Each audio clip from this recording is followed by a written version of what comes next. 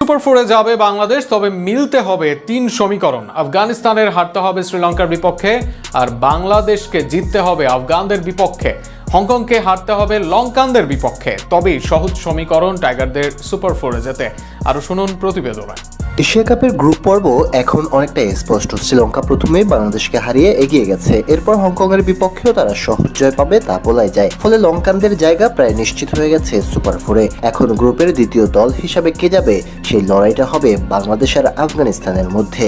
সেখানেও আবার এগিয়ে আফগানিস্তান। তবে বাংলাদেশ নিজেদের প্রথম ম্যাচে হংকংকে হারিয়ে ভালো শুরু করেছিল, কিন্তু শ্রীলঙ্কার বিপক্ষে বড় ব্যবধানে হেরে আবার পিছিয়ে পড়েছে। অন্যদিকে আফগানিস্তানও হংকংকে হারিয়েছে এবং এখনো তাদের সামনে শ্রীলঙ্কার বিপক্ষে খেলার সুযোগ আছে। যদি সেখানে শ্রীলঙ্কার বিপক্ষে জিতে যায় তারা, তাহলে অনেকটাই বিদায় ঘন্টা বেজে যাবে টাইগারদের। তবে সেই ম্যাচে যদি শ্রীলঙ্কার বিপক্ষে তারা হেরে যায়, তবে সুযোগ আছে বাংলাদেশের। সেক্ষেত্রে সমীকরণটা সহজ। বাংলাদেশ যদি আফগানিস্তানকে হারাতে পারে, তবে তারা গ্রুপের দ্বিতীয় দল হিসাবে যাবে সুপার ফোরে। তবে শর্ত হচ্ছে আগে আফগানিস্তানের হারতে হবে শ্রীলঙ্কার বিপক্ষে, অর্থাৎ শ্রীলঙ্কার সাহায্য পেলেই সুপার ফোরে যাবে টাইগাররা।